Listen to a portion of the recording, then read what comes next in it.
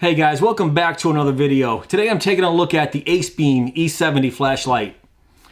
Let's check it out.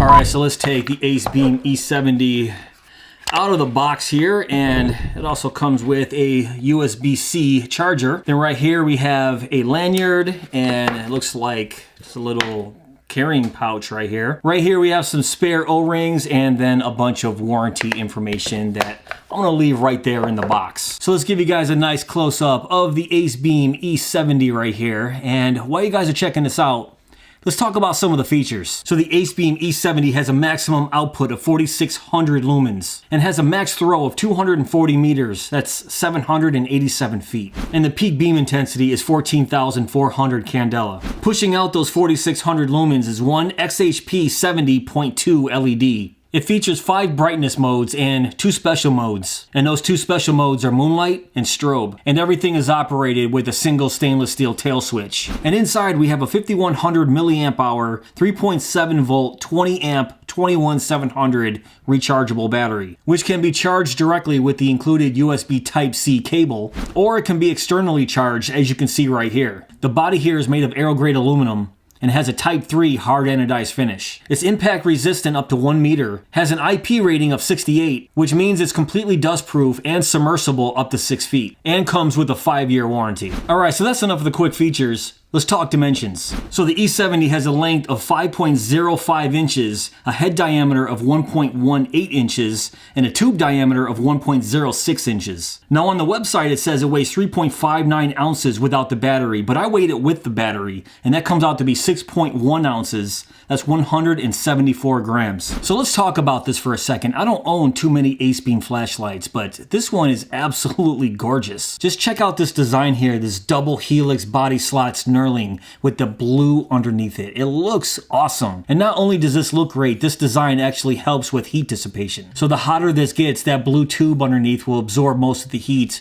while your hand stays relatively cool. So I really like this design, and check out this pattern right on the head here. That's really cool. And speaking of the head here, we do have somewhat of a crenellated bezel. It looks pretty aggressive, but actually feeling it with your finger, it's really not. It doesn't feel sharp at all. It just looks really aggressive. And I'll give you guys a nice look right down the barrel at that single XHP 70.2 LED.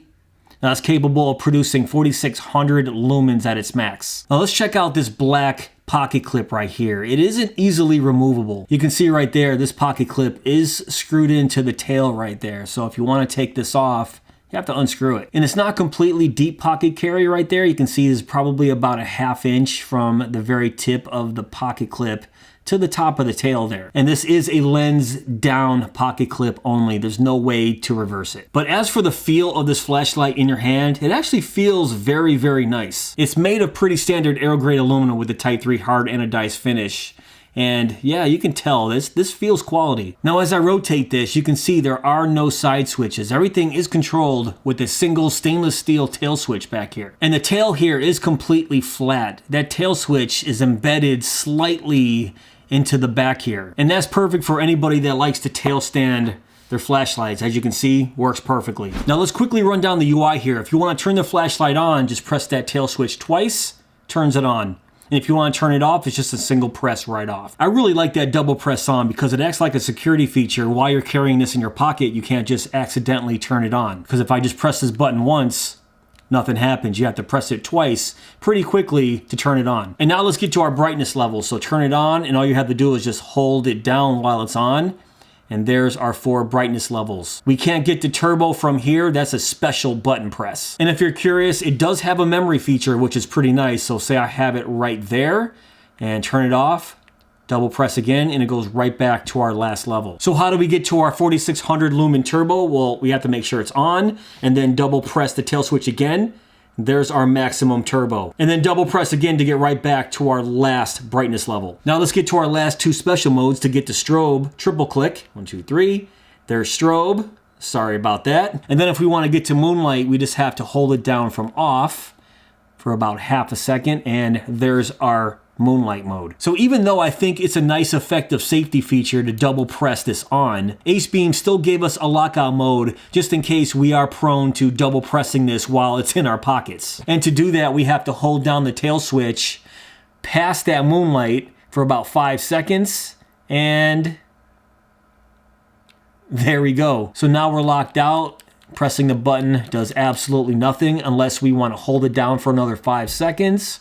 2, 3, 4, 5, and there we go. So I think it's really nice that they gave us a lockout mode plus the security feature of having to press this button twice to activate it. So let's quickly run down the lumens and runtime. So as you can see right here, we have the Moonlight Low, Mid 1, Mid 2, High, Turbo, and Strobe. So I'm just going to concentrate on Moonlight, High, and Turbo right here. As you can see, Moonlight is only 1 lumen, but that'll last for 11 days straight. And now let's check out High here. That's 1300 lumens, 3600 candela, has a throw of 120 meters, and has a runtime of 1 hour and 45 minutes. And now our max turbo, 4600 lumens, our maximum 14,400 candela, has a throw of 240 meters, but our runtime says 1 hour and 30 minutes. Now, if you guys are familiar with flashlights, generally we will not get 1 hour and 30 minutes out of our max turbo setting. That time is usually turbo and our step down combined, which would be however long turbo would last, and then once it steps down, which would most likely be our 1300 lumen high. So if you guys have seen my flashlight videos before, you know I like to test how hot the head gets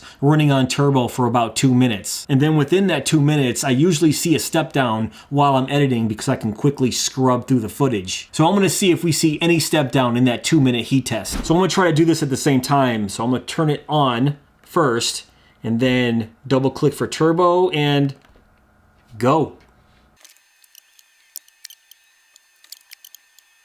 That's our 2 minutes right there, and I'll tell you, there's definitely a step down because that's a lot dimmer than when it started. I just can't tell you exactly when that happened because I couldn't exactly tell, but it's definitely dimmer. And the tip of the head right there is about 120.7 degrees.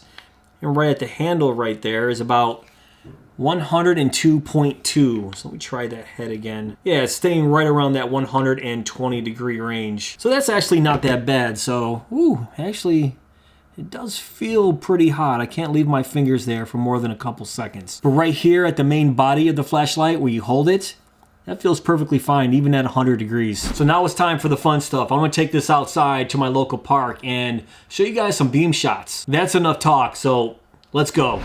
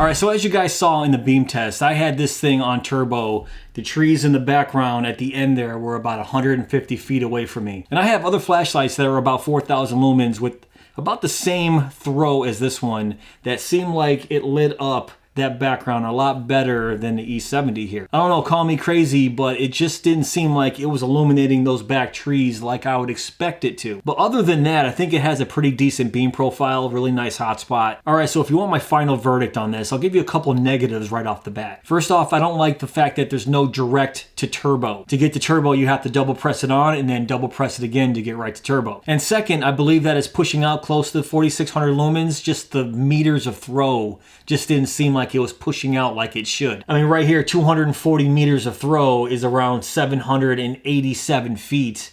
And those trees were about 150 feet from me. I don't know. And this isn't really considered a negative, but for me personally, as an EDC flashlight, it's just too chunky for me. Considering there's 4,600 lumens pumping out of this little body, that's pretty darn impressive. But for me, as an EDC flashlight, just too big. And generally, I don't carry a flashlight on an everyday basis, just if I work overnights. And do I need 4,600 lumens on an everyday basis? Probably not. I have 1,500 lumen flashlights that are just perfect for me and are small enough where they feel really nice in my pocket, barely even know they're there. Would I take this on a camping trip with me? Absolutely, because I can just put this in a bag or my backpack and just forget about it. But as far as having something like this in my pocket at all times, I'm probably gonna have to pass. But that's just me. What do you guys think? Let me know in the comments below if you guys have an E70 and what you guys think about it. All right, guys, that's pretty much it for this video. What do you guys think of the Acebeam E70? If you guys want to check this out for yourself, I will have links below in my description box. But if you guys did enjoy this video, please give me that thumbs up. Please subscribe. And go!